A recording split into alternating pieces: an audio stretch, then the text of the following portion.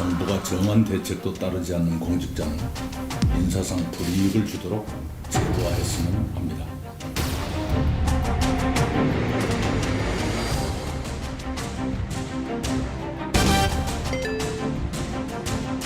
정말 외교가 중요한데 중국 관련된 서적 하나 썼다는 것으로 주중대사로 임명하는 것은 정말 어이가 없는 일입니다.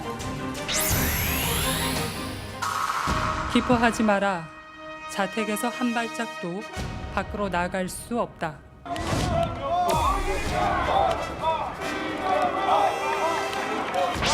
집에 갔다가 다시 들어가는 게 더 힘든 거예요. 계속 사는 것보다 이게 훨씬 힘들 거예요. 선생님 어제 그 이명박 전 대통령 사면에 이어서 박근혜 전 대통령 사면 얘기도 계속 나오고 있는데 오래 지금 구속되어 계시죠. 건강도 나쁘다는 그런 말씀도 있습니다. 또 여러 의견들이 감안된 이런 조치가 있었으면 좋겠습니다.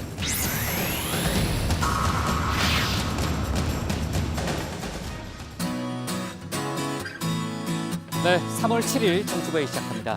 최 반장, 어제 이명박 전 대통령이 보석으로 풀려났잖아요. 아까도 잠깐 영상으로 봤는데 자유한국당 쪽에서는 어제 오늘 박근혜 전 대통령 석방 얘기가 계속 나오네요. 네, 공교롭게도 당 지도부가 그 얘기를 지금 하고 있는 건데요. 조금 전 보신 것처럼 황교안 신임 대표는 취임 후 처음으로 박근혜 전 대통령 사면 가능성을 좀 애둘러서 얘기를 했고요. 네. 나경원 원내대표 같은 경우에는 문재인 대통령이 정치적인 결단을 해줘야 한다라면서 네. 사면 요구를 좀 언급을 했습니다. 네, 좋습니다.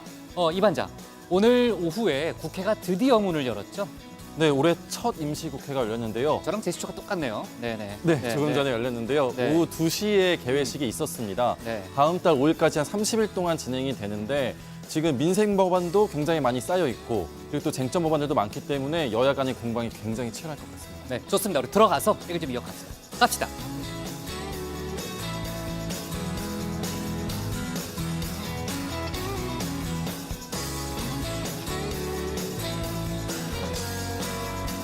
네, 반장들 자리에 앉았으면 정치부회를 시작하죠. 조금 전에 이제 이 반장하고 국회 얘기를 해봤지만은 정말 국회가 올해 들어서 처음 문을 열었다는 것 자체는 고무적이죠.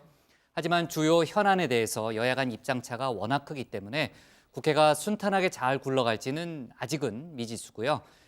자세한 얘기는 이 반장 발제 때 해보겠지만은 근데 조금 전에 이제 들어온 속보 몇 개를 보니까 국회 외교통일위원장하고 예산결산특별위원장에 자유한국당 윤상현 의원과 황영철 의원이 각각 선출됐다는 그런 얘기가 들어와 있네요.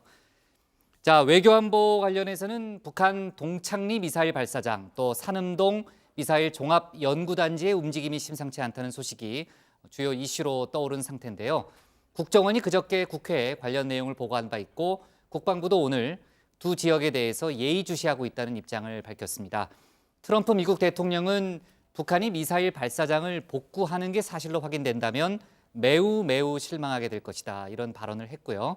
하여간 북한이 하노이 협상 결렬 이후에 ICBM을 통해서 미국을 압박하는 수순에 들어간 건지 아니면은 전혀 상관없는 움직임인지 아직은 현재까지 주어진 정보만으로는 판단하기가 어렵습니다. 상황을 좀 지켜봐야 될 것 같고요.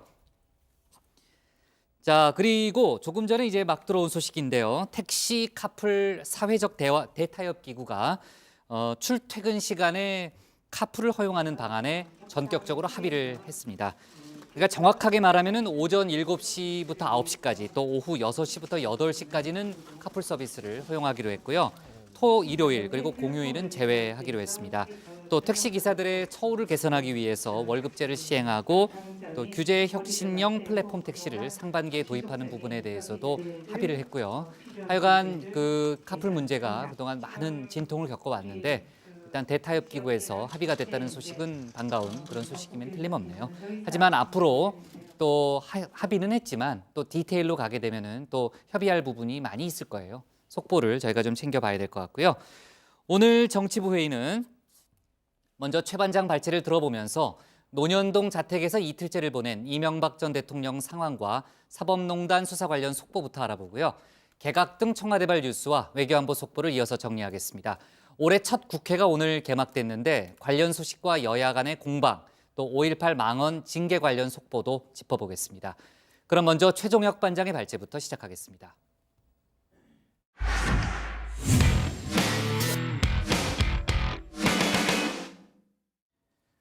이명박 전 대통령의 보석 석방 이틀째입니다. 일단 오늘까지는 특별한 움직임 없이 자택에서 휴식을 취하고 있고요.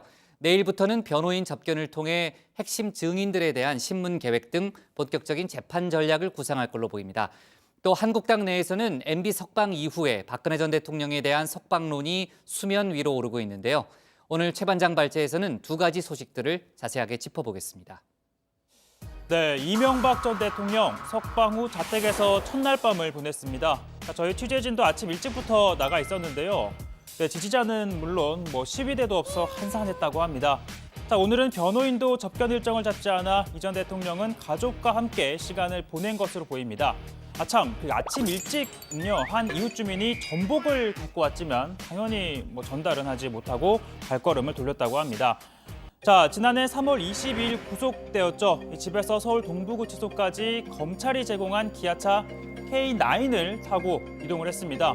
뒷좌석 중간에 앉았고 또 양옆에는 이 수사관이 이렇게 앉아 있었죠. 또 구치소 정문을 들어갈 땐 차량에 이렇게 계란을 맞기도 했습니다. 자, 이로부터 349일 뒤인 어제였습니다. 자, 이 전 대통령은 당시 현대차 최상위 라인이죠. 이 제네시스 EQ900 리무진을 타고 이 구치소를 빠져나왔습니다. 자, 그리고 정문에는 이 측근들이 도열해 환영의 인사를 건넸습니다.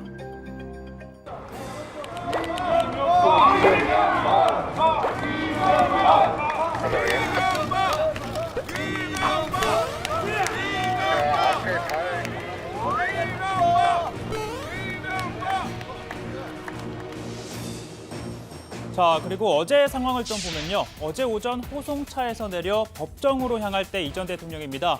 평소처럼 마스크를 꼈고요. 또 부축을 받으며 걷는 등 무척 기운이 없어 보였습니다. 자, 불과 몇 시간 뒤 석방 때 한번 보겠습니다. 자, 미세먼지가 기승을 부린 바깥 공기에도 마스크를 벗었습니다. 또 부축을 받지도 않았죠. 뿐만 아니라 걷는 속도 또한 오전과는 달라 보였습니다. 자, 어디든 들어갈 때와 나갈 때 마음이 다른 건 인지상정 아니냐고 합니다. 아무래도 나올 때는 기분이 좀 좋아졌지 않겠어요? 자, 당장 다정회만 보더라도 지난주 저희가 하루 2시간씩 회의를 하고 있을 때 이 혼자 휴가를 떠난 신혜원 반장 역시 휴가를 갈 때 그리고 또 이번 주 업무에 복귀했을 때 마음은 당연히 다를 겁니다. 자, 아무튼 기분 좋게 구치소를 나온 이 전 대통령은 환영 인사를 나온 지지자와 측근들에게 지금부터 고생이지라는 말을 했다고 합니다. 이 말 맞다나 자, 이번 보석으로 나온 게 오히려 이 전 대통령에겐 고생, 그러니까 희망 고문이 될 거란 얘기도 나옵니다. 집에 갔다가 다시 들어가는 게 더 힘든 거예요. 계속 사는 것보다. 그게 훨씬 힘들 거예요. 자, 그리고 이명박 전 대통령이 나오기 위해서는 보석 보증금 10억 원을 내야 한다라고 했었는데요. 아시다시피 이 전 대통령 현재 가진 돈이 별로 없다고 전해진 바 있습니다. 아시다시피 이 대통령께서는 전 재산을 사회 환원하셨습니다. 서울시장 4년 동안 월급도 한 푼도 안 받으셨고요. 지금 사실은 변호인단은 매우 큰 돈이 들어가는데 그에 약간의 어려움이 있습니다. 자, 그래서 이 전 대통령 측 서울 보증보험에서 10억 원 상당의 이 보험증권을 받아서 제출을 했습니다. 자, 이때 수수료, 그러니까 보험료는 보증금의 1%인데요. 그러니까 실제 석방에 든 돈은 1,000만 원이었다는 겁니다.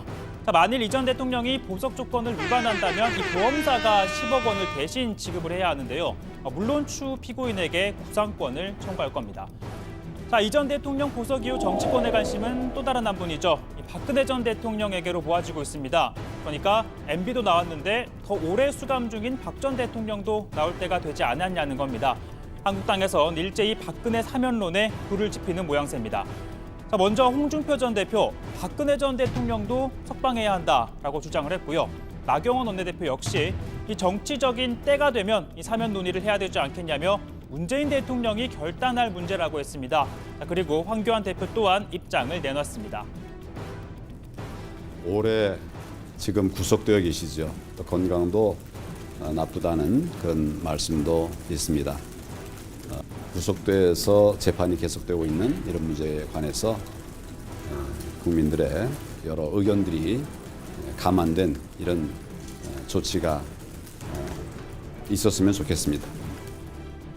자, 이러한 상황에서 한국당은 검찰이 사법농단에 연루된 현직 판사들을 재판에 넘긴 것을 두고도 공세를 이어가고 있습니다. 자, 민주당이 법관 탄핵을 추진하기 위해 검찰과 법원이 한 몸으로 움직인다고 주장했는데요. 그 대표적인 희생양이 성창호 부장판사라고 주장했습니다. 과거에 원민 재판도 이렇게 안 했던 것 같고, 드루킹 사건의 김경수, 문재인 정권의 황태자 법정 구속했다고 지금 이렇게 정치 보복하는 거잖아요. 근데 그 방법이 이제는 너무나 눈에 보이는 거라서 유치하다고 말을 해야 되나. 자, 특히 자유한국당은 이 성 판사가 임종원 전 차장 공소장엔 피해자였다가 이번엔 범법자로 재판에 넘겨지는 등 검찰 수사에 이 앞뒤가 맞지 않는다면서 결국에는 기소 자체로 무죄라는 주장도 펼치고 있는데요. 자, 그런데 피해자인 동시에 가해자가 되는 경우 우리 주변에서 흔히 볼 수 있습니다. 당장 우리 양 반장, 국장에게 괴롭힘을 당하는 피해자이죠. 자, 그런데 또 만날 저를 못 살게 구는 가해자이기도 한 것처럼 말입니다. 자, 오늘 발제 이렇게 정리해 보겠습니다. 잠잠한 MB 석방 이틀째, 박근혜 사면 불지피는 한국당입니다. 네, 정작 피해자는 저하고 양 반장인 것 같은데, 양 반장은 가해자이자 피해자고 저는 100% 가해자이기만 하다는 얘기 아니에요, 지금. 네, 아무튼 저희가 너그럽게 좀 이해합시다, 양 반장. 알겠습니다. 자, 하여간 재판에 넘겨진 전현직 판사 10명에 대해서요, 그 1심 재판 모두 4개 재판부에서 나눠 맡기로 했다면서요. 네, 서울중앙지법은 내부 논의를 거쳐서 이번 사건을 적시 처리가 필요한 중요 사건으로 선정을 했습니다. 그리고 형사합의후 재판장 전원의 협의를 거쳐서 연고관계와 또 업무량 등을 고려해서 사건마다 일부 재판부를 배제한 다음에 나머지를 대상으로 무작위 전산 배당했다고 밝혔는데요. 총 4개 재판부가 나눠 맡았습니다.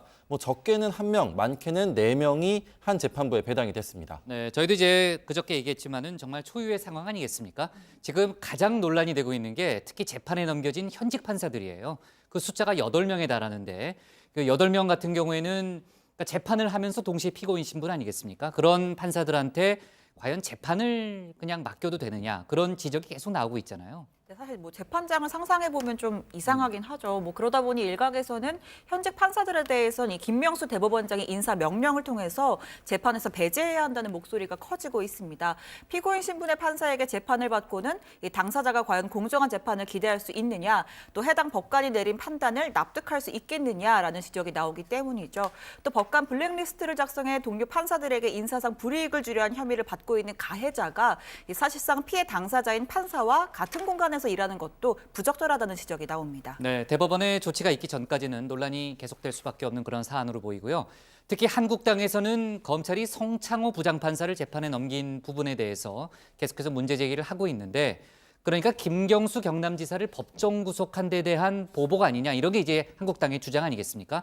관련해서 이제 검찰의 얘기를 좀 들어보면은 성 부장판사가 사법농단 관련 그 의혹에 아주 적극적으로 개입했다는 게 검찰의 판단이라면서요. 그러니까 공소장을 보면 그런 판단이 가능하다라는 얘기인데요. 일단 이 성창호 부장판사 서울중앙지법 영장 전담 부장판사로 근무할 때 기억하실 텐데 정은호 게이트 사건이 현직 법관 비리로 번져 나갔지 않습니까? 그때 이 법원에 접수됐던 사건 기록을 통해 파악한 이 검찰의 수사 내용을 신광열 당시 형사수석 부장판사한테 보고를 했다는 거죠. 특히 이 성 판사는 정은호 게이트 사건에 연루됐던 이 김수천 부장판사와 관련한 수사 기록을 검토를 하면서 계좌 추적 또 통화 내역 분석 결과 이걸 직접 복사를 해가지고 신수석 부장판사한테 전달한 것으로 지금 조사되고 있습니다. 자, 반면 한국당은 이 성 부장판사가 한 행위가 일종의 정보보고 형태로 문제가 되지 않을 뿐더러 검찰이 오히려 인민재판을 하고 있다라고 주장을 했습니다. 이 성 판사가 임종원 전 차장 공소장에서는 임 전 차장 지시에 따라서 어쩔 수 없이 이 기록을 윗선에 보고한 일종의 피해자로 되어 있다가 이번에는 또 수사기밀을 적극적으로 유출하는 데 가담한 공범으로 되어 있다는 건 이 검찰 수사가 앞뒤가 맞지 않는다며, 그러니까 이 기소를 한 것만으로도 무죄라고 주장을 하고 있는데요. 그러면서 검찰을 향해서 이 정치검찰이 되어서는 안 된다라고 목소리를 높이고 있습니다. 그래서 오늘 저는 검찰의 선배, 후배, 동료, 우리 검사들께 한 말씀 드리겠습니다. 동료들 중에 대형 로펌에 가서 월급 많이 받고 그런 거 우리 부러워하지 말자. 지금 우리가 오늘 이 밤을 꼬박꼬박 새면서 억울한 사람 없게 만들어주는 거, 이게 결국은 내 새끼 지키는 거다. 그러면서 했던 우리가 수많은 밤을 날을 새면서 했던 그 말들을 잊으셨습니까? 앞장서서 앞잡이 노릇하는 검사와 국민 편에 서서 정의를 외치는 검사, 누구를 선택하겠습니까? 호소드립니다. 네, 정미경 최고위원이 검사 출신이죠. 그러다 보니까 저런 얘기를 한 것 같고요. 반면 이 민주당은요, 검찰이 기소권을 갖고 수사를 해서 내린 결정이라면서 한국당 주장을 반박하고 있습니다.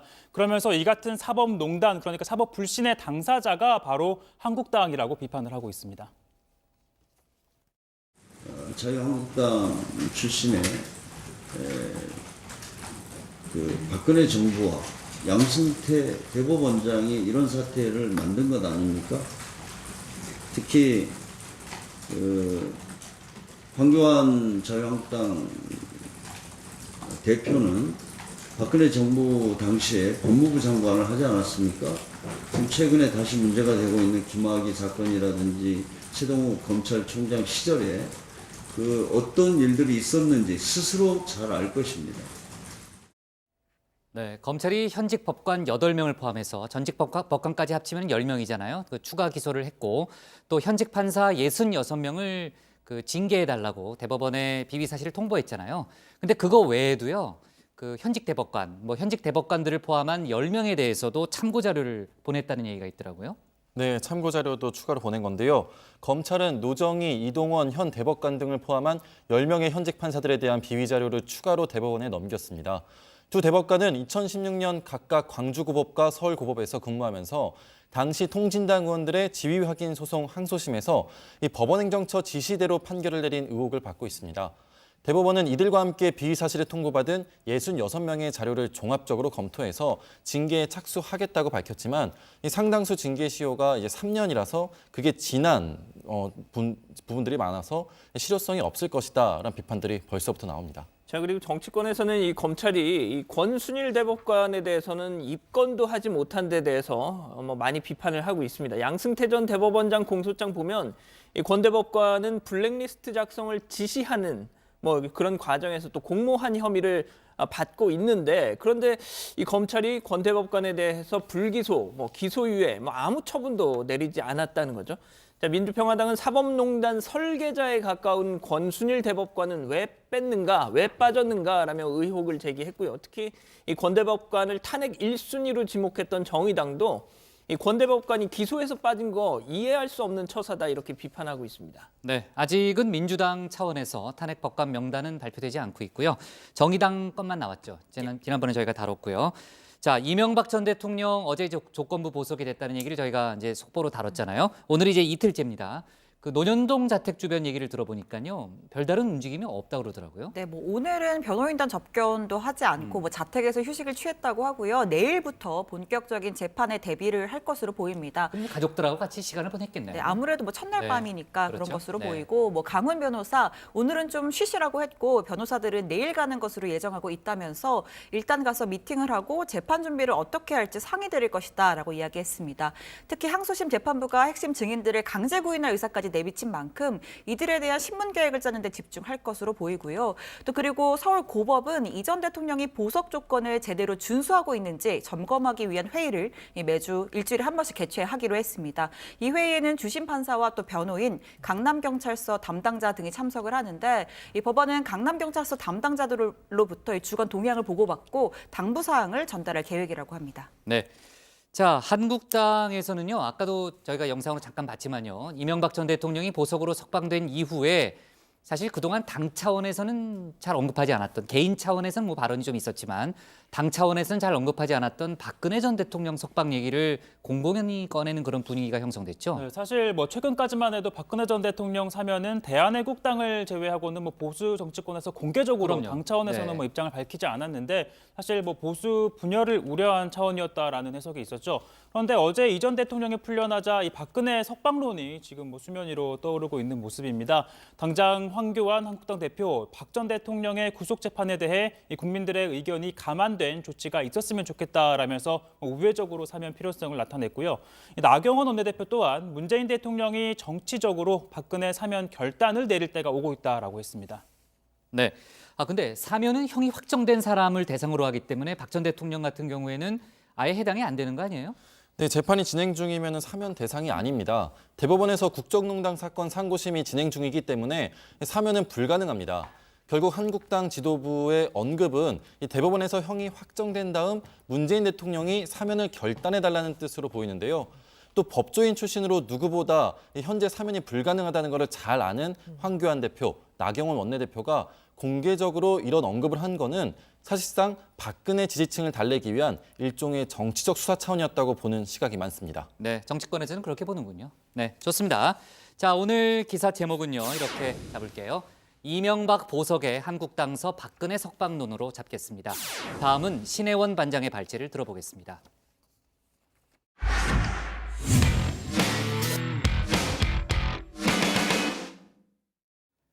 북한 ICBM 관련 시설인 동창리 미사일 발사장 또 산음동 미사일 연구단지에서 복구 움직임이 포착되면서 북한의 의도가 뭔지 해석이 분분한 상황입니다.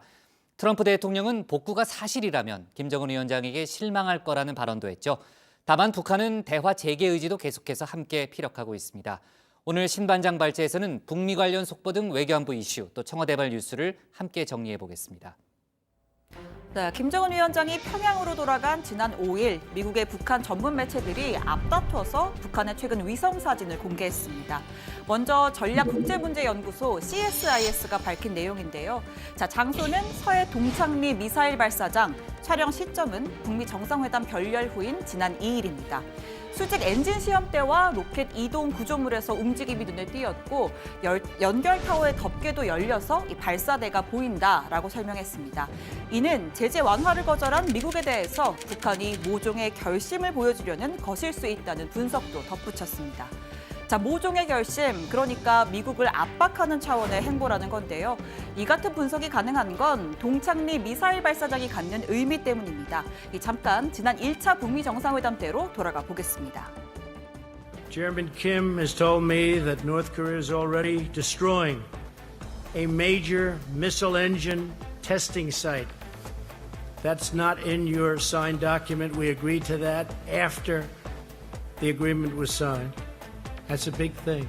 미국 CBS 방송은 복수의 미국 정부 관계자를 인용해서 김정은 위원장이 약속한 시설은 평안북도 철산군 동창리에 있는 서해위성 발사장이라고 전했습니다. 북한은 그동안 서해위성 발사장을 대륙간 탄도미사일, 그러니까 ICBM의 액체 엔진 실험장으로 사용해 왔는데요. 미국 본토 타격이 가능한 화성 15형도 바로 이곳에서 개발된 것으로 알려졌습니다. 네, 또 다른 매체 38로스도 비슷한 이야기를 했습니다. 위성 사진을 분석한 결과 앞서 해체 작업이 시작됐던 동창리의 일부 구조물을 다시 짓는 작업이 시작됐다고 했습니다. 다만 의도에 대해선 전혀 다른 분석을 내놨는데요. 우리 국회를 찾아 간담회까지 열었던 38로스의 조엘 위트 수석연구원, 이 북한의 시설 복구가 ICBM 실험을 위한 준비에 부합한다는 증거가 없다면서 이 CSIS의 분석은 사실과 일치하지 않는다라고 했습니다.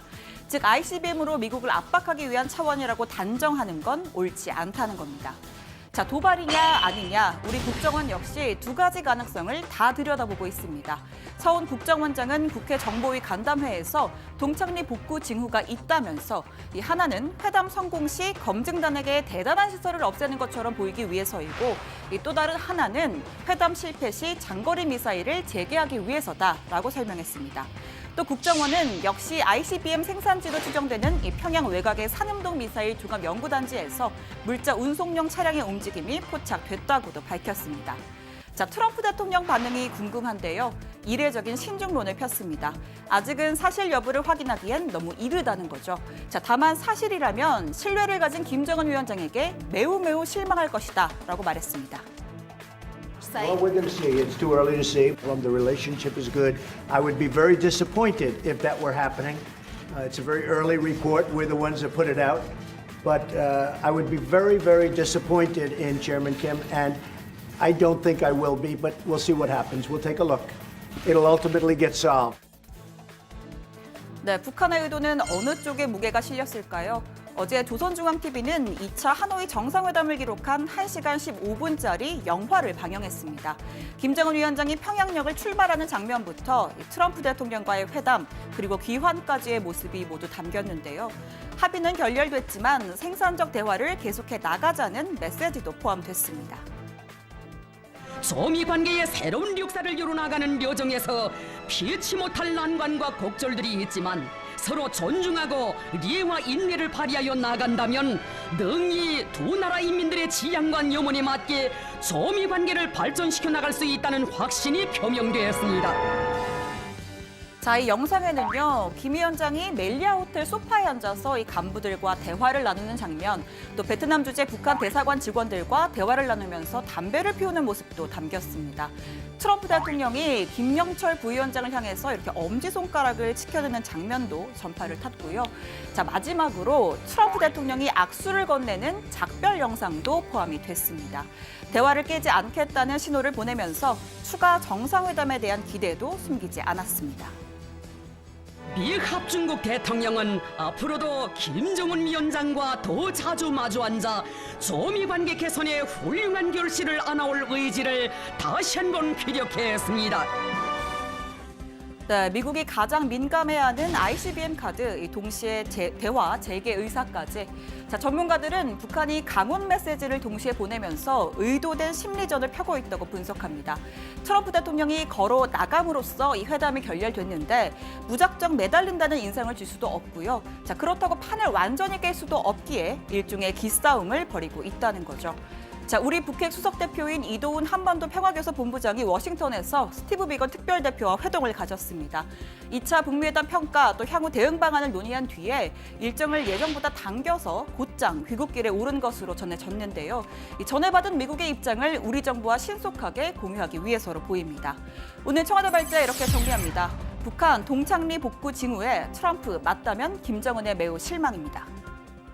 네, 보통 이제 북한 ICBM 시설의 양대축이라고 보통 많이 불렀거든요. 동창리하고 산음동 이 두 가지 지역에서 동시에 어떤 움직임이 포착이 되면서 도대체 북한의 의도가 뭐냐에 대해서 해석이 좀 분분한 그런 상황이고요. 지금 북한 입장에서는 대화를 계속하겠다는 입장을 내비치고 있고요. 또 한편으로는요, 미국도 마찬가지죠. 얼마 전 폼페이오 국무장관의 발언도 저희가 소개를 했잖아요. 수준의 평양에 협상팀을 파견할 것을 검토하고 있다, 이런 얘기가 있었고요. 아무튼 이런 상황에서 뭔가 북미 간에 다음 협상을 위한 기싸움이 진행되고 있는 거 아니냐, 이렇게 보는 시각이 많은 것 같아요. 네, 북한의 이 핵미사일 능력 중에서도 미국이 가장 민감해하는 게 이 ICBM입니다. 왜냐하면 핵무기를 미국 본토로 이렇게 쏘는 능력을 갖고 있기 때문인데요. 동창리 미사일 발사장의 경우에는 2016년 2월에 이 장거리 로켓 발사를 시험을 한 바 있습니다. 발사를 한 바 있습니다. 평양 외곽의 산음동 연구단지는 미사일 개발, 생산, 조립 시험 등이 또 한꺼번에 이루어지는 곳이죠. 자, 물론 이 동창리 그리고 산음동 움직임이 북미 정상회담 이전부터 있었습니다.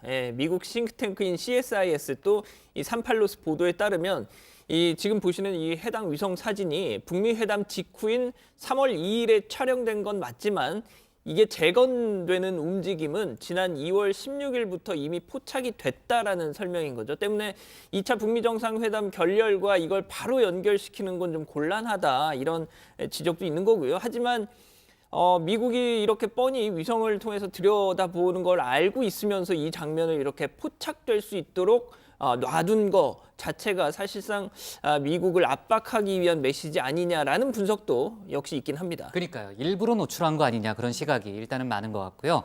트럼프 대통령이 복구 움직임이 사실이라면 매우 실망할 거다, 이런 발언을 하면서도 또 동시에 아직 판단하기는 이르다, 신중론을 편 상태죠. 네, 사실 이 ICBM 핵 미사일 실험과 관련된 내용은 지난해 1차 북미 정상회담에서 중단하기로 합의가 된 내용입니다.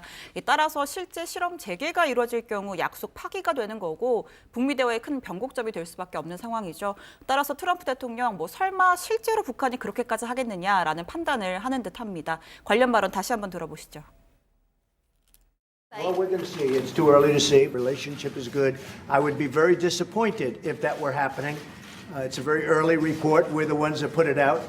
But I would be very disappointed in Chairman Kim. And I don't think I will be, but we'll see what happens. We'll take a look. It'll ultimately get solved. 네, 아직은 지금까지 나온 정보만으로는요, 어떤 상황인지 또 북한의 의도가 뭔지 정확하게는 판단하기 어렵고요. 그거는 전문가들도 마찬가지더라고요. 아까도 얘기했지만 국방부도 지금 상황을 예의주시하고 있다라는 입장을 내놨지만은 그 어떤 상황인지에 대한 정확한 어떤 한쪽으로의 판단을 내리지는 않았습니다. 저희가 앞으로의 속보를 좀 더 지켜봐야 되는 상황이고요. 주제를 좀 바꿔서 청와대 인사 소식을 짚어봐야 될 텐데, 이 반장, 내일 그 부처 개각, 뭐 중폭이 될 것 같은데 내일 아마 개각이 이루어질 분위기죠? 네, 내일 발표될 가능성이 높아 보입니다. 네. 문재인 대통령은 내일 의원 출신 장관들을 중심으로 7개 부처의 중폭 개각을 단행할 것으로 알려지고 있는데요.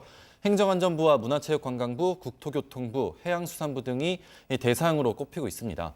당초에는 오늘쯤 발표가 나지 않겠냐는 관측도 있었는데 이 막바지 인사검증 과정에서 현역 정치인 출신을 몇 명이냐 입각시키느냐를 놓고 고심이 길어진 것으로 전해지고 있습니다. 아, 그래요? 그러니까 현역 정치인 숫자를 조금 줄이는 부분에 대해서 고민을 하고 있는 모양이네요. 늘리는 쪽은 아닐 거 아니에요, 그렇죠?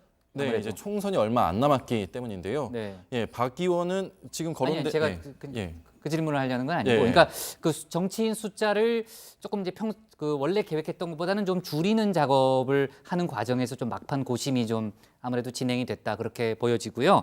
그러니까 지금 언론에서 거론되는 그 정치인 출신 장관들이 그러니까 인사들이 박영선, 진영, 우상호 의원 등이 입각할 거다 그런 얘기가 계속 나오고 있는 상황인 거죠? 네, 그렇게 세 사람이 계속 거론되고 있는데요. 이 박영선 의원은 중소벤처기업부, 또 진영 의원은 행정안전부, 또 우상호 의원은 문체부 장관 후보로 거론이 계속되고 있습니다. 청와대는 청와대와 또 여당 관계자들에 따르면은 이 3명 모두 입각은 좀 어려울 것 같다. 또 정권 중반기인 시점에서 정치인보다는 관료인 출신 장관 등용 가능성에 더 무게가 실린다라고 말하고 있습니다. 김의겸 청와대 대변인도 세 분은 단수 후보가 아니다. 복수 후보 중에 하나고 여전히 변동이 있을 수 있다라면서 아직까지는 조심스러운 입장을 밝히고 있습니다. 네, 저희 정치부에서도 그동안 그런 얘기를 많이 썼는데 현역 불패라는 말이 정치권에서는 통용되잖아요. 그러니까 특히 현역 의원들은 청문회를 통과하는 거의 100%죠. 거의 100%에 가까운 상황인데, 그러니까 청문회에서 강한 모습을 보였는데 최 반장, 사실 최근의 국회 상황을 보면은 현역 불패가 유지될 거라고 장담하기는 어렵지 않아요? 네, 아무래도 올해 들어 내내 개점 휴업이던 국회가 오늘 비로소 문을 열었잖아요. 하지만 유치원 3법 등 쟁점 법안, 그리고 김태호 전 수사관의 국정조사뿐만 아니라 손혜원 의원 청문회 등 여야가 갈등을 빚고 있는 현안이 산적해 있습니다. 자, 이런 국면에서 인사청문회가 열린다면 아무리 현역 의원이라고 하더라도 이 야당의 파상 공세를 받을 수밖에 없는데요. 이 청와대 안팎에서는 아무리 의원 출신 후보라고 하더라도 이 청와대 인사검증 기준을 바탕으로 철저하게 검증을 해서 이 청문 과정에서 소위 이 정권에 타격을 줄 수 있는 상황은 피해야 한다는 목소리가 나오고 있습니다. 네, 오늘 의전 비서관 인사가 있었고요. 음주운전으로 물의를 빚었던 김종천 전 비서관 자리에 이제 임명이 된 거죠. 박상훈 외교부 공공외교대사가 지명이 됐습니다. 그러니까 석 달 만에 자리를 채운 거네요. 그리고 지금 정치권에서요, 야권의 공세를 받고 있는 대표적인 인사가 장하성 주중대사 내정자 아니겠습니까? 예, 그렇죠? 그렇습니다. 외교 전문성이 없다, 이런 비판이 지금 야당에서 나오고 있는 거죠. 현재 주중대사 자리는 노영민 청와대 비서실장이 취임하면서 약 2달 동안 비어 있는 상태였습니다. 자, 문 대통령이 신임 이 주중대사 자리에 장하성 전 정책실장을 내정한 건데, 자, 일각에서는 주로 야당이죠. 야당에서는 청와대가 회전문, 즉 돌려막기 인사를 하고 있다는 비판과 함께 외교 분야 경험이 없다, 일천하다 이런 지적하고 있습니다. 반면 청와대는 이 정책실장을 지낸 경험이 있어서 국정 철학 이해도가 높다. 그래서 또 정무적 중량감도 갖고 있다. 이렇게 반박하고 있죠. 심반장, 문 대통령이 직접 발탁 배경을 설명하기도 했다면서요? 네, 여러 언론을 통해서 정 전 실장이 전문성이 없다라는 지적이 나오자 이 문 대통령이 이 청와대 참모진들과의 아침 티타임 자리에서 적극적으로 이 발탁 배경을 언급했다고 합니다. 이 문 대통령의 장 전 실장에 대해서 과거 중국에 2번이나 교환 교수를 했고 또 최근 저서가 중국어로 출판이 되는 등 중국통이다라고 강조를 했다는 건데요. 다만 야권은 적절한 설명이 되지 않는다, 나아가 임명을 철회해야 한다라고 주장하고 있습니다. 오늘 자유한국당 황교안 대표가 관련 발언을 했는데 한번 들어보시죠. 후임으로 임명된 장하성 전 정책실장은 교환 교수 2번 다녀온 것 말고는 중국과 특별한 인연도 없고 또 중국어 잘 못하는 것으로 알고 있습니다. 더욱이 외교 무대는 한 번도 밟아보지 않은 문에 한에 가깝습니다. 미북 정상회담이 결렬되면서 북중 관계가 더욱 중요해졌고 미세먼지 문제로 중국과 앞으로 다툴 일도 많아질 텐데 과연 얼마나 역할을 해낼 수 있을지 참 걱정입니다. 네, 이어서 나경원 원내대표도 중국은 학술 대회장이 아니다, 외교 대회장이다 라면서 이 장하성 전 실장을 주중대사에 임명하는 게 어이없다라고 했습니다. 또 소득주도 성장으로 경제 실패한 장하성 실장이 이제 외교 실패까지 연결될 것으로 보인다, 내정을 재고해달라라고 주장하기도 했습니다. 네, 바른미래당 쪽에서도 비판 목소리가 나오고 있습니다. 하태경 의원이 이 페이스북에 글을 올렸는데요. 중국과 밀접한 관련이 없는 책이 중국어로 번역됐을 뿐인데 장 전 실장이 무슨 중국통이냐면서 제가 쓴 북한 관련 책 중에도 영어나 일어로 번역된 게 있다. 그럼 나는 미국통이고 일본통이냐 이런 주장을 펼쳤습니다. 네. 자, 그나저나 이제 북한 동창리 미사일 발사장 등에서의 움직임이 외교안보적으로는 가장 중요한 이슈로 지금 떠오른 상황인데 지금 한국과 미국의 대북 대표들이 만났잖아요, 오늘요. 여러 가지 얘기를 주고받았고요. 아마 ICBM 관련한 얘기도 많이 했을 겁니다. 그 뒷얘기를 좀 취재를 해봐야 될 것 같고요. 일단 청와대 발제는 관련한 내용으로 정리할게요. 트럼프 동창리 복구 맞다면 김정은의 실망으로 제목을 잡겠습니다. 다음은 양원보 반장의 발제를 들어보겠습니다.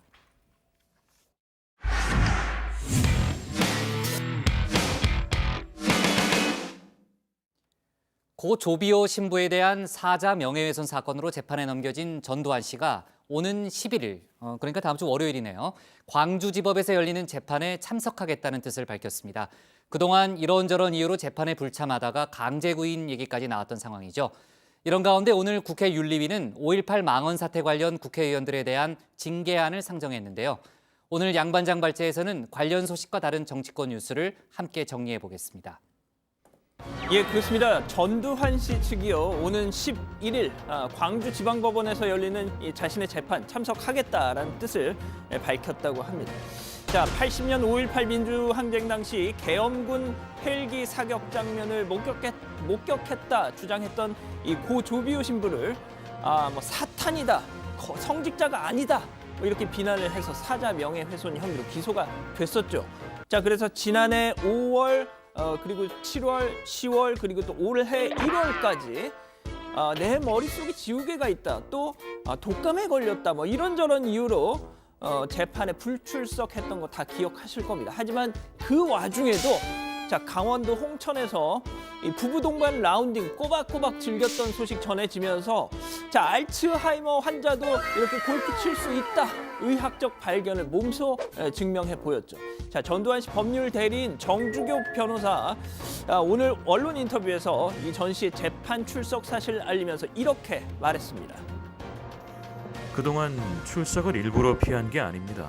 독감 같은 여러 사정 때문에 할 수 없었던 것뿐이에요.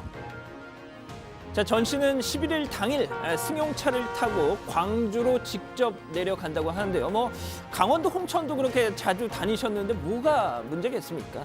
자, 때문에 광주지법도 지금 손님 맞이에 분주한 표정입니다. 일단 내일 오전 10시에 이 재판 방청권 추첨 배부를 한다는군요. 이거 경쟁률 엄청날 것 같은데.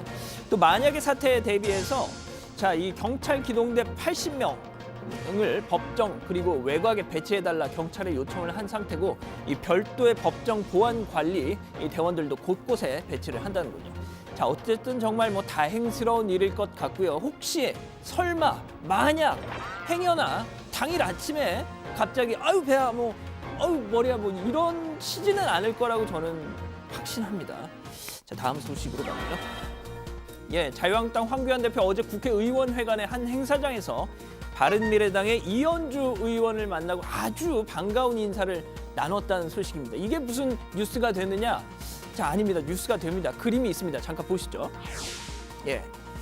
자, 황 대표의 최측근 추경호 전략부총장이 저렇게 주최한 행사였습니다. 아직 황 대표 도착하지 않았는데 그런데 정말 흥미로운 것이 다 한국당 의원들인데 유독 한 사람 저렇게 바른미래당 이현주 의원이 다른 당 의원으로서는 유일하게 참석을 한 거죠. 그것도 보신 것처럼 저렇게 한국당 색인 빨간 코트를 입고 말이죠. 자, 잠시 후에 황교안 대표 저렇게 입장합니다. 다들 일어나서 예를 갖추고 인사를 나누죠. 자, 한 사람 한 사람 눈을 맞추면서 인사를 합니다. 자, 바로 그 순간 이현주 의원과 마주친 황 대표 이렇게 반응합니다. 아이고.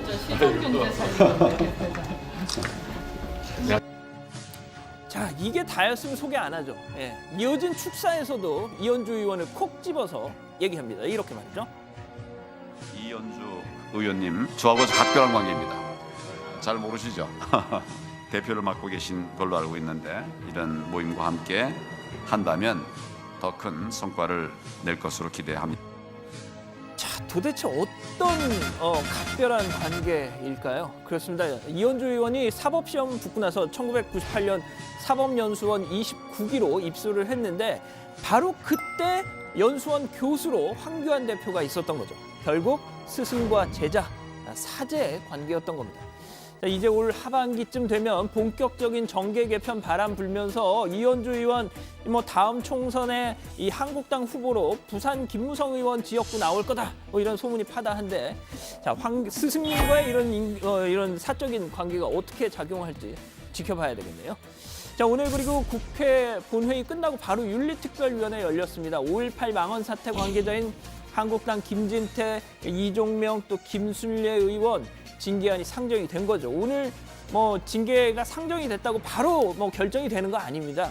이 징계를 실제 결정할 윤리심사위원회에 이 사람들 좀 징계할지 말지 판단해 주십시오 하고 넘긴 것뿐이죠. 보통 그게 한 달 정도 걸린다는데 좀 사안의 시급성을 감안해서 빨리 좀 처리해달라 의견을 전달할 수 있다는 겁니다. 자, 오늘 한국당 최고위원회 열렸는데 한번 보시죠. 김순례 최고위원 아무래도 이래저래 심정이 좀 복잡했을 겁니다. 황교안 대표 모두 발언 나가는 동안 저렇게 허공도 쳐다보고 코도 만지고 턱도 개고 머리도 만지고 아주 그냥 다양한 자세로 연출을 하면서 복잡한 심경을 또 보여줬는데 자, 중요한 건 이 황교안 대표의 뜻, 의지 아니겠습니다. 한국당 차원의 이 징계가 확실히 이루어져야 윤리위에서도 자신 있게 이 징계를 할 수 있을 테니 말이죠. 자, 황 대표 얘기 들어보시죠. 이 문제에 대해서 어떻게 좀 제기를 하실 생각이세요? 그 문제에 관해서도 좀 면밀하게 그렇게 검토를 하고 있습니다. 그 정도 좀 따져보고 있습니다. 절차에 따라서 그렇게 하고 있습니다. 자, 들으신 것처럼요. 황교안 대표 이 문제에 대해서 정말 그 좀 올려주실래요? 그거 어제 영상 아니에요? 어제 본 것 같은데. 그러니까 오늘 영상을 틀어줘야지 일 너무 쉽게 하는 거 아니에요? 진짜 분명히 어제 본 영상인데 저거. 국장님 진짜 제가 무슨 최종혁 반장도 아니고 너무하시네요 진짜. 아무렴 제가 어제 분명히 저 영상 봤는데. 아무렴 제가 어제 영상을 이렇게 재활용했겠습니까? 한번 보시죠. 절차에 따라서 하도록 그렇게 하겠습니다. 그렇게 하고 있습니다. 좀 살펴보겠습니다. 살펴봐야 될 일이라고 생각합니다. 자, 보십시오. 똑같지 않습니까? 어제 오늘. 가만 보면 진짜 국장은 저를 너무 무시하는 경향이 좀 있으신 것 같아요. 정말 너무하시고요. 오늘 준비한 소식은 여기까지입니다. 아까 최 반장이 얘기했던 가해자 컨셉에 좀 들어맞는 그런 반응을 자꾸 보이네요. 위험합니다, 제가. 저는 이제 어제 분명히 제가 봤거든요. 황교안 대표 발언을 우리가 정치부에서 했잖아요. 그래서 어제랑 똑같은 건 줄 알았는데. 알았습니다. 내가 양반장한테 미안하고요. 아무튼 징계 문제에 대해서는 큰 입장차가 없는 것으로 보이네요. 어제하고 똑같은 수준의 이제 발언이 이어졌고 오늘 이제 국회 윤리위원회가 오후에 열렸잖아요. 이 반장. 그러니까 오늘 안건이 이거 하나만은 아니죠. 여러 개죠. 네, 지금 모두 21건이었는데 그중 18건이 상정이 됐다고 합니다. 윤리특위는 징계 논의를 할 때 비공개로 진행이 됩니다. 일단 5.18 망언으로 물의를 빚은 자유한국당 김진태, 김순례, 이종명 의원, 또 목포 투기 의혹을 받는 무소속의 손혜원 의원, 또 재판 민원 청탁 의혹을 받는 민주당 서영교 의원 건 등 5건의 처리가 최대 관심사였는데 모두 상정은 된 겁니다. 물론 바로 오늘 징계가 결정이 되는 건 아니고요. 민간위원들로 구성된 윤리심사 자문위에 넘기는 것까지 결정이 된 거죠. 네, 이 반장은 말 시키면 굉장히 정색을 하고 얘기하는 것 같아요. 자, 좋습니다. 민주당은 5.18 망언 징계 상정 역시 이제 가장 급한 문제라는 그런 입장인 거죠? 네, 한국당 최규일 의원의 왜 웃어요? 이서준 반장 성대모사를 좀 해봤는데 재미가 없네요. 네. 한국당 최규일 의원의 스트릿바 방문 의혹 등도 있지만 이 5.18 망언 파문 3인 징계가 최우선이라는 겁니다. 민주당 윤리특위 위원들은 기자회견을 열었는데요. 이 5.18 망언 징계안은 윤리특위에 올라온 다른 안건과 명백히 다르다면서 한국당을 압박했습니다. 국회 본청 윤리특위 본회의가 산회된 직후에 시작이 됐는데 윤리특위가 이 본회의가 산회한 직후에 시작이 됐는데 회의실엔 의원들이 나타나기 전부터 좀 긴장감이 맴돌고 있더라고요. 이 여당 의원 자리에 비치된 노트북 앞에 이 5.18 망언 의원 제명이라고 적힌 피켓이 붙어 있었고요. 이를 놓고 한국당 의원들이 빨리 떼어내라 이렇게 요구를 하면서 10여 분 동안 설전을 벌이다가 결국 비공개로 전환이 됐습니다. 이 5.18 망언 관련자뿐만 아니라 스트릿바 출입 논란을 빚은 한국당 최규일 의원 등도 모두 상정이 될 것으로 보이는데 일단 그 어떤 안건을 먼저 다룰지 나중에 다룰지도 아까 이 반장이 말한 것처럼 그 윤리심사 자문위에 좀 맡기기로 했습니다. 네, 최 반장 하여튼 유머나 웃긴 행동을 할 때는요 하고 있다고 좀 미리 얘기 좀 해줘요. 어떤 리액션을 취해야 될지 너무 어려워요. 판단이 어렵다고요. 그렇죠? 별로 차이가 없으니까요. 그죠, 맞아요. 네. 자, 그나저나 이제 전두환 씨의 재판 출석 통보, 그러니까 다음 주 월요일 재판에 나가겠다는 얘기를 한 거잖아요. 그러니까 정말 이럴 거였으면은 그동안 왜 그런 논란, 구인장 발부까지 언급되는 그런 상황까지 갔을까 하는 생각이 드네요. 맞습니다. 그동안 알츠하이머라서 힘들다, 독감 때문에 힘들다, 광주 법원은 믿을 수가 없다, 서울로 옮겨달라, 아무리 요청을 해도 받아들여지지가 않았고요. 결국 재판부가 구인영장 발부 가능성까지 언급을 하니까 이제 더 이상 퇴로가 없다라고 본 것 같습니다.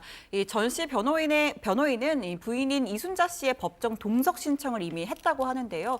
알츠하이머를 앓고 있는 전 씨를 옆에서 보살피겠다라는 취지라는 거죠. 또 전 씨 측의 경호팀 이미 어제쯤 광주지법을 찾아서 동선을 둘러보면서 경호 문제를 점검했다고 합니다. 네, 전두환 씨 얘기가 나왔으니까요. 이 얘기도 좀 해볼게요. 전 씨가 미납 추징금 환수를 위해서 서울 연희동 자택을 공매에 넘긴 조치가 부당하다 이렇게 주장을 하면서 소송을 냈다고 하더라고요. 예, 전두환 씨 부인 이순자 씨가요. 한국자산관리공사죠. 캠코를 상대로 이 공매 처분을 취소해달라 지난달에 서울행정법원에 소송을 제기하고 집행정지 신청을 했다는 거죠.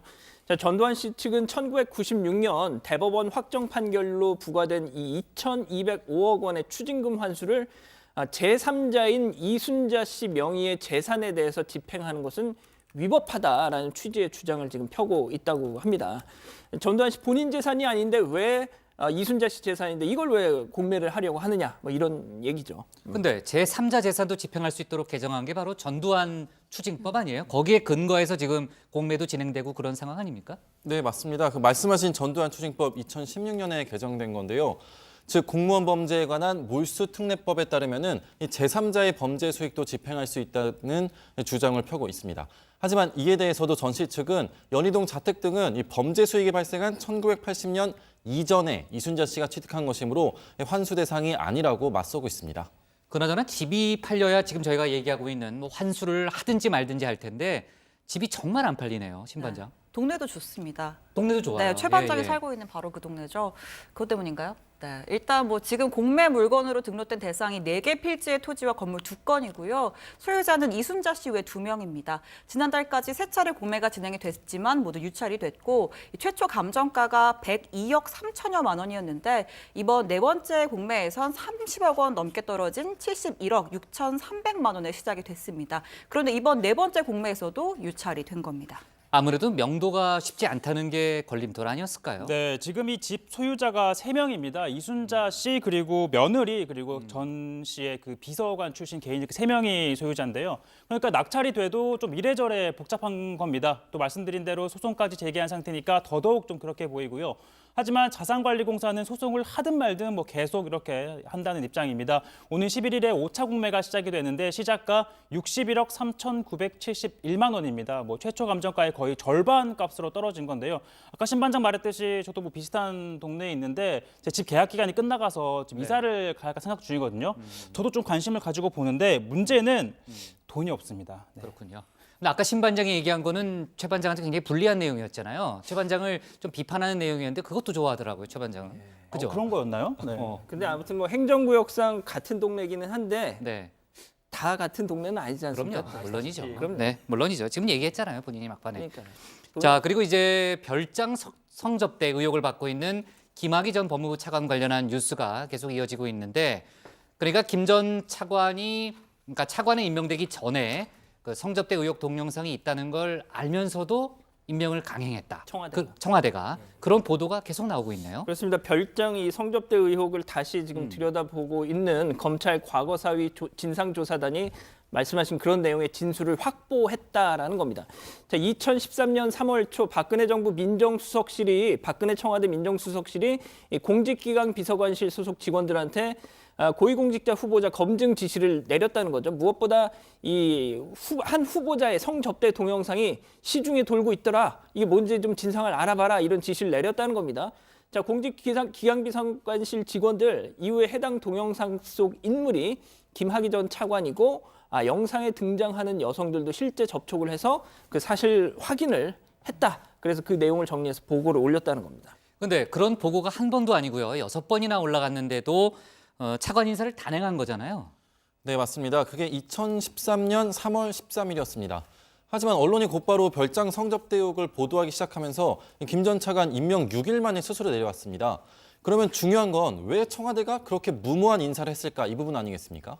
대검진상조사단이 그 배우의 최순실이 있다. 이런 진술을 확보한 겁니다. 박관천 전 경정이 얘기했다는 거죠? 네, 맞습니다. 이 당시에 청와대 공직기관 비서관실에 있던 박관천 전 경정을 최근 대검 진상조사단이 면담하는 과정에서 최순실 씨의 개입 진술을 확보했다는 겁니다. 그래서 조사단이 최근 동부구치소에 가서 최 씨를 직접 만나서 확인을 하려고 했는데 최 씨 본인이 거부했다고 합니다. 네, 박근혜 정부 초대 민정수석이면 곽상도 의원이잖아요. 어제 관련 보도들을 보니까 본인은 사실관계를 부인하고 있더라고요. 네, 좋습니다.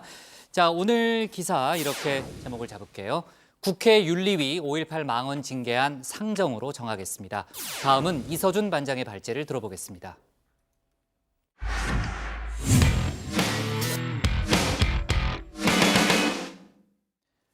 국회가 정말 오랜만에 열렸습니다. 2월 임시회도 열리지 않아서 올해 들어 처음 열린 거죠. 여야는 미세먼지 관련 법안부터 신속히 처리하자는 데는 합의를 했습니다. 유치원 3법, 선거제 개혁, 권력구조 개편 등 하지만 처리해야 할 사안들이 산더미처럼 쌓여있기 때문에 앞으로의 국회 상황은 녹록지 않죠. 오늘 야당 발제에서는 올해 첫 국회 개막 관련한 소식을 다뤄보도록 하겠습니다. 네, 드디어 국회 본회의장 문이 오늘 열렸습니다. 국회 본회의장으로 여야 의원들이 우르르 들어가는 이 모습 정말 오랜만입니다. 오늘 오후 2시 3월 임시국회 개회식이 열렸는데 문희상 의장 이러다 아무 일도 못하고 20대 국회 끝난다면서 일 좀 하자고 말했습니다. 이러다가 어느 것 하나 마무리하지 못하고 끝날 수 있다는 크나큰 위기감을 갖고 있습니다. 이게 나라냐고 외친 국민의 분노를 잠재워야 할 20대 국회가 이게 국회냐라는 비판을 끝으로 막을 내려서는 안 될 것입니다. 의원 여러분, 이제 국회가 또다시 멈춰서는 일은 없어야 합니다. 싸워도 국회 안에서 싸워야 합니다. 네, 12월 27일 본회의가 열린 뒤로 처음이니까 70여일 만입니다. 한 다선 의원이 언론에 국회의원 된 이래 연초에 이렇게 오래 쉬어본 건 처음이다라고 말을 했다고 합니다. 틀린 말이 아닙니다. 국회법상에는 2, 4, 6, 8월 달에는 임시국회를 반드시 열라고 돼 있습니다. 그런데 올해 2월에는 열리지가 않았으니까요. 이번 3월 임시국회는 다음 달 5일까지 30일 동안 열립니다. 일정표를 한번 보면은요. 11일부터 13일까지는 교섭단체 대표 연설이 있습니다. 이때 둘째 날인 이 12일에 이 자유한국당의 나경원 원내대표가 취임 후 처음으로 대표 연설에 나섭니다. 19일부터 23일에는 대정부 질문이 진행됩니다. 여야는 우선 미세먼지 관련 법안부터 반드시 처리하자고 합의를 했습니다. 여야 간에 이견이 없는 미세먼지 5법부터 처리하도록 하겠습니다. 오늘부터 여야 협의를 시작해 13일 본회의에서 통과시키도록 하겠습니다. 13일 본회의에서 처리하기로 했습니다. 국회에서 방중단을 구성해서 중국과의 미세먼지 외교를 국회 차원에서도 추진하기로 했다는 것을 말씀드립니다. 미세먼지와 관련된 긴급 법안들을 13일 본회의에서 처리하기로 했고 저소득층, 취약계층에 필요한 물품을 정부 예비비로 조속히 지원하기로 했습니다. 네, 당장 오늘 오후에도 여야 정책위 의장들이 모여서 미세먼지 관련법 처리부터 논의를 했습니다. 하지만 선거제도 개혁은 험로가 예상됩니다. 자유한국당을 제외한 여당과 야3당은 한국당을 빼고서라도 패스트트랙으로 추진하겠다는 입장입니다. 여당은 야3당이 요구했던 선거제 개혁을 받으면서 공수처법 등 통과시켜야 할 법안들을 패키지로 합의하자는 입장입니다. 심상정 정치개혁특별위원장도 한국당을 향해 최후 통첩을 어제 날렸습니다. 자유한국당이 끝내 선거제도 개혁을 외면하는 것이 아니라면 3월 10일까지는 선거제도 개혁의 확고한 실현 방도를 제시해 주시기 바랍니다. 사당에게도 요청드립니다. 현재 논의가 진행 중인 선거제도 개혁을 패스트 트랙으로 처리하는 방안에 대해 그 여부를 이번 주 내로 확정해 주기를 바랍니다. 손학규 이정미 대표와 함께 3당이 함께 모여서 패스트 트랙 신속 처리 안건으로 개혁 3법을 지정하는 안에 의견을 모았습니다. 하나는 선거제 개혁, 하나는 공수처 설치안, 그리고 가장 시급한 민생개혁 입법. 이에 대해서 자유한국당은 제1야당 패싱은 입법부 쿠데타라고 맞섰습니다.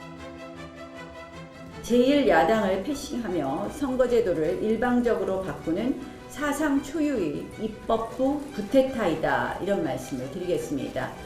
왜냐, 이 의원내각제하고 맞지 않는 이 연동형 비례대표제를 도입하면 어떤 결과가 나오느냐. 한마디로 민주당의 제2중대, 3중대 정당만 만드는 꼴이 되기 때문입니다. 네, 3월 임시국회 때 다뤄야 할 또 하나의 중요한 과제, 바로 유치원 3법입니다. 지난해 정기국회에서 무산된 뒤로 4개월째 지지부진한 상태죠. 오늘은 그 임시국회 개회식이 열리는 날입니다. 자유한국당을 비롯해서 야당이 3월 임시국회 회기 내 유치원 3법 처리에 협조해 주실 것을 다시 한번 강력히 촉구합니다. 지난달 27일 교육부가 여론조사를 한 바에 따르면 지금 유치원 3법에 대한 찬성은 80%가 넘고 있는 상황입니다. 하루빨리 유치원 3법이 제정이 돼서 어떤 그 사립 유치원의 그 회계 투명성 확보가 반드시 이루어질 수 있기를 다시 한번 당부를 드리고. 네, 하지만 당시 반대 입장을 보였던 자유한국당의 입장 변화가 없어서 3월 임시국회에서도 처리가 가능할지는 여전히 미지수입니다. 20대 국회가 일할 날도 얼마 안 남았으니 최선을 다해 주시기를 바랍니다. 이미 여의도는 조금씩 21대 총선 체제로 접어들고 있기 때문이죠. 이해찬 더불어민주당 대표, 최근 청와대를 나와 민주당에 입당한 인사들과 오늘 저녁 식사를 하기로 했습니다. 임종석 전 비서실장, 한병두 전 수석, 백원우 전 비서관, 남요원 전 비서관, 그리고 권혁기 춘추관장 등이 참석합니다. 윤영찬 전 국민소통수석도 오늘 자리에 참석을 하고 곧 민주당에 입당을 한다고 합니다. 이 대표 측은 청와대에서 고생했으니 격려하는 차원의 자리라고 하지만 다음 총선에서 당을 위해 역할을 해달라는 대화가 오고 갈 것으로 예상됩니다. 자, 오늘의 야당 발제는 올해 첫 국회 개막, 여야 미세먼지법 처리 합의로 하겠습니다. 네, 자 미세먼지법 같은 경우에는 13일에 처리를 하는 걸로 일단 여야가 합의를 한 상태죠. 물론 약간 연기될 수 있다는 얘기도 일부 있습니다만 아무튼 13일 처리에 일단 합의를 한 상태인데 오늘은 미세먼지 수치가 좀 괜찮아진 거예요? 네, 조금 어때요? 나아졌는데요. 네. 혹시 몰라서 저는 마스크를 쓰고 출근하기는 아, 그래요? 했습니다. 근데 아침에 제가 회사 엘리베이터를 탔는데 네. 이 마스크를 쓴 아이돌이 있어서 누구지? 아이돌이요? 이렇게 봤는데 알고 보니까 이서준 반장이었다. 네. 이야기가 있습니다. 네, 아무튼 저도 엘리베이터에서 여자 아이돌이 탔길래 그만해요. 네. 그만해요. 아이 두부라. 그만해요. 더 이상 들어줄 수가 없네. 네, 갑시다. 예. 어쨌든 점심시간에 또 잠깐 산책을 하다 보니까 뭐 하늘에 구름도 보이고 뭐 서울을 포함해서 전국적으로 미세먼지 또 초미세먼지 농도가 보통으로 좀 떨어졌고요. 이 발령됐던 경보도 해제가 됐습니다. 그리고 또 오늘 오후부터 점점 북풍이 많이 불어오면서 내일 또 내일 모레도 맑은 하늘을 볼 수 있을 것 같습니다. 네, 근데 이 반장 얘기를 하는데 왜 최 반장의 얼굴이 빨개져 있어요? 네, 좋습니다. 자, 그나저나 이제 다행이기는 한데 너무 오랫동안 지금 미세먼지가 극심했잖아요. 일주일 동안이나 정말 비상조치가 지금 발령이 됐고 사람들이 밖에 나가기를 꺼려했던 그런 상황인데 경제적인 면에서도 치명타를 맞았다면서요? 네, 뭐 아무래도 이 사람들이 밖으로 나와야 장사가 되는 뭐 영세 자영업자, 뭐 소상공인, 뭐 그야말로 먼지만 날렸다고 하소연을 합니다. 뿐만 아니라 뭐 스포츠, 문화예술, 공연계 그리고 관광업계도 뭐 울상을 지을 수밖에 없었는데요. 뭐 소비 소비 산업 전반이 이렇게 피해를 입었다라고 해도 과언이 아닐 겁니다. 반면 뭐 마스크, 공기청정기 판매율이 급격하게 올라서 뭐 제약업계와 이 가전업계 등은 뭐 미세먼지 특수를 보기도 했죠. 네, 청와대 측에서는 이제 솔선수범만 하겠다면서 미세먼지가 심할 때는 자가용을 타고 출근하지 말 것을 권고했다는 그런 얘기도 들었는데 노영민 실장도 걸어서 출근했다면서요? 네, 비서실장 공간이 청와대에서 한 10분 정도 거리에 있거든요. 그곳에서 걸어서 출근하는 모습이 언론사 카메라에 잡힌 겁니다. 청와대 관계자에 따르면은 오늘 수석 보좌관들도 대중교통 타고 출근했다고 하는데 그 중에는 깜빡 졸아서 내리력을 지나친 사람도 있었다라고 청와대 관계자가 전하더라고요. 청와대 직원 주차장도 폐쇄가 됐습니다. 비상저감 조치가 발효된 날에는 경내에서 업무용 차량 51대 가운데 전기차 6대와 수소차 1대만 운행하겠다고도 했습니다. 네, 그 문재인 대통령이 이제 중국과의 문제, 미세먼지 관련한 중국과의 문제를 많이 또 그 문제 제기를 했는데 중국은 본인들 책임이 아니라는 입장을 계속 내비치고 있다면서요? 네, 중국 외교부 대변인이 공식적으로 그런 주장을 했습니다. 어제 저희 뉴스룸에서 좀 다뤘는데 기사를 한번 들어보시죠. 서울의 초미세먼지 농도가 최근 세제곱미터당 147 마이크로그램을 넘었지만 중국 베이징은 그보다 낮았다고 말했습니다. 韩国方面是不是有充分的依据？韩国的雾霾是来自中国的。我注意到这2天报道首尔的雾霾达到了100。 사실과 배치되는 주장입니다. 베이징에선 지난 2일부터 3일간 주황색 경보가 발령됐습니다. 어제 오전 베이징의 초미세먼지 농도는 세제곱미터당 200 마이크로그램 안팎이었습니다.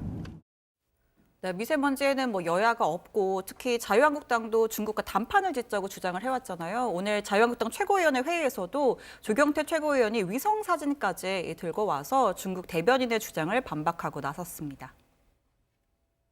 3월 4일 오전 18시 부경에는 한반도의 이 서쪽 일부가 이렇게 지금 미세먼지에 뛰어들었습니다. 그러다가 3시간 간격으로 이렇게 계속 이 우리나라 전역을 뒤엎는 이 장면이 나옵니다.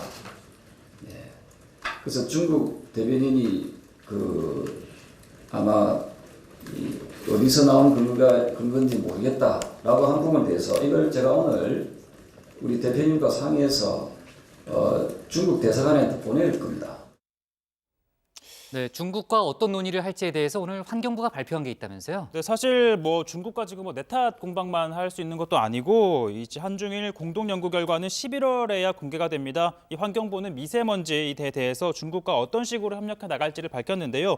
이 조명래 장관은 고농도 미세먼지가 발생할 경우에는 한중 양국이 이 자국의 비상 저감 조치 시행 현안을 공유하고 나가서 비상 저감 조치를 이 양국으로 공동으로 시행하는 방안을 중국과 협의해 나갈 예정이라고 합니다. 네, 문재인 대통령도 이제 인공가공 실험을 중국과 같이 하자는 그런 비슷한 얘기를 한 적이 있죠. 좋습니다. 오늘 야당 발제는요, 국회 얘기로 잡을게요. 올해 첫 국회 개막 여야 미세먼지법 합의로 잡도록 하겠습니다.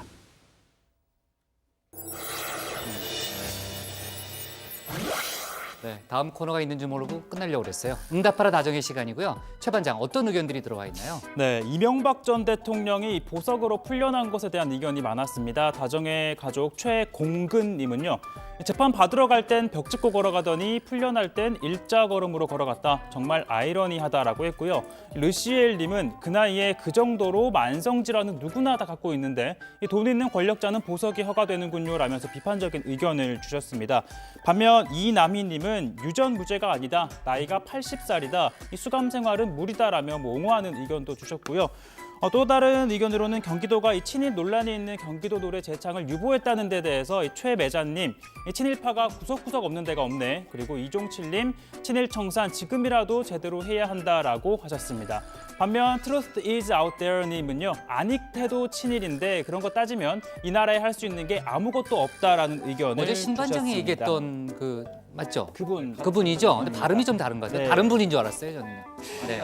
자, 끝으로 아주 중요한 의견 주셨는데 이현학님, 복국장님 혹시 중국 무술로 미세먼지 날릴 수 있을까요? 그랬으면 정말 좋겠네요 하셨는데 혹시 가능한가요? 상암동 정도는 가능할지 모르겠는데 전국적으로는 좀 힘들어요 아직. 네, 그건 안 되겠지만 저는 날릴 수 있을 것 같습니다. 네, 오늘 응답하라 다정은 여기까지입니다.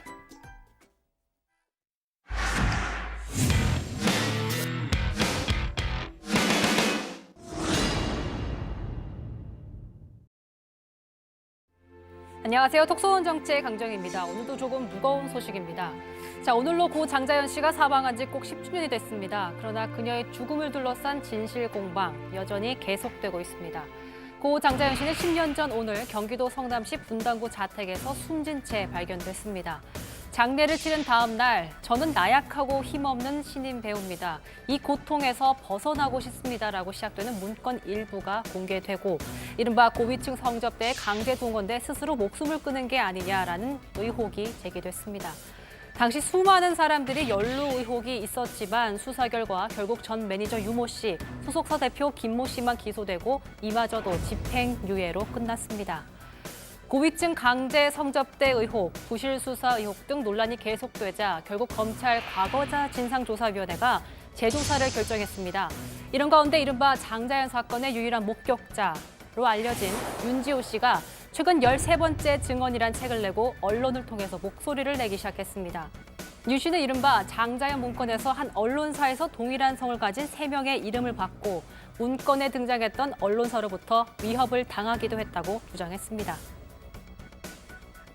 경찰 쪽에서 집까지 데려다 주셨는데 뒤에서 이제 미행이 붙었다라고 하시면서 신호도 무시하고 계속 진짜 위험하게 운전을 하도 끝까지 쫓아오셨었고, 추후에는 이제 차를 멈추고 차를 세워놓고 왜 쫓아오느냐라고 질문을 하니 취재 때문에 그런다 하는데 유독 좀 집착을 많이 보였던 한 언론사가 있었고요. 한편 윤 씨는 이른바 장자연 문건에 정치인도 있었다고 주장했는데요. 이름이 특이해서 기억한다고 말했습니다. 일반적인 이름은 아니었던 것으로 기억합니다. 이름이 기억나시는군요. 지금 그 이름을 말씀하시긴 어렵겠지만 이니셜이라도 언급해 주실 수 있습니까? 경찰, 검찰에서 말씀하신 거죠. 네. 어떤 이니셜입니까? 그쪽에서 먼저 공개를 해주시는 것이 맞다고 생각을 하거든요. 마지막으로 자신뿐 아니라 증언을 해줄 수 있었던 영향력 있는 배우들이 침묵을 지키고 있다며 그분들이 나서길 바란다고 말했습니다. 물론 목격자가 언급해 주신 바대로 더 있을 거고, 저도 알고 있는 분들이 계시고 좀 도와달라. 저에게 말씀을 해주신 부분에 대해서도 좀 증언을 해주시면 그게 어찌 보면 당연한 건데 그렇게 보통은 안 해주시더라고요. 이름만 거론해도 너무나 높은 자리에는 톱 스타 내진 톱 배우라는 반열이어서 저도 실제로 몇 차례 뵌 적이 없는 그런 선배님들이셨고. 정의당 이정미 대표도 고 장자연 씨 사건을 언급했습니다. 진실을 위해 용기를 낸 여성이 불이익을 받지 않도록 해야 한다고 말했습니다. 윤지호 씨는 가해자가 죄의식 속에 살아야 하는데 피해자가 책임감과 죄의식을 갖고 사는 현실이 한탄스러워서 용기를 냈다고 말했습니다. 증언 이후에 돌아온 것은 그에 대한 불이익뿐이었습니다. 윤 씨의 고통은 미투 여성들이 겪은 것과 다르지 않습니다. 장자연 사건에 대한 철저한 진실규명 못지않게 진실을 위해 용기를 낸 여성들에 대한 사회적 보호 시스템 또한 제고되어야 할 것입니다.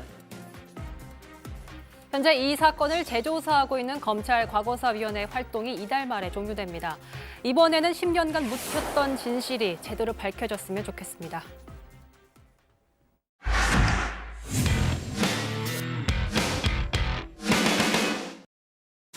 네, 미리 보는 내일 복국장의 60초 리뷰 시작합니다. 문 대통령이 내일 의원 출신 장관들을 중심으로 해서 중폭 수준의 개각을 단행합니다. 행안부, 국토교통부 등 7개 부처가 유력하게 거론되는데요. 내일 자세한 내용 소개하겠고요. 한미 방위비 분담금 협정 관련해서 내일 공식 서명식이 진행된다는 소식도 있습니다. 아까 국회 발제에서 전두환 씨 재판 얘기를 했죠. 다음 주 월요일인 11일 열리는 재판에 본인이 출석하겠다는 입장을 밝힌 상황인데 이에 앞서서 내일 광주지법에서 추첨을 통해서 방청권을 배부합니다. 몇 대 몇의 경쟁률을 보일지 내일 회의 때 다뤄보도록 하겠습니다. 어제 오늘 논현동 자택에서 시간을 보낸 이명박 전 대통령은 내일부터 본격적으로 항소심 준비에 돌입할 태세입니다.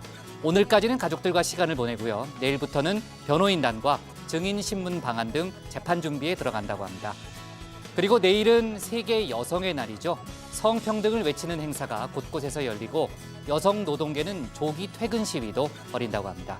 오늘 저희 회의 내용에 대해서요. 의견이나 궁금한 점 댓글로 남겨주시면 응답하라 다정의 코너에서 소개하겠습니다.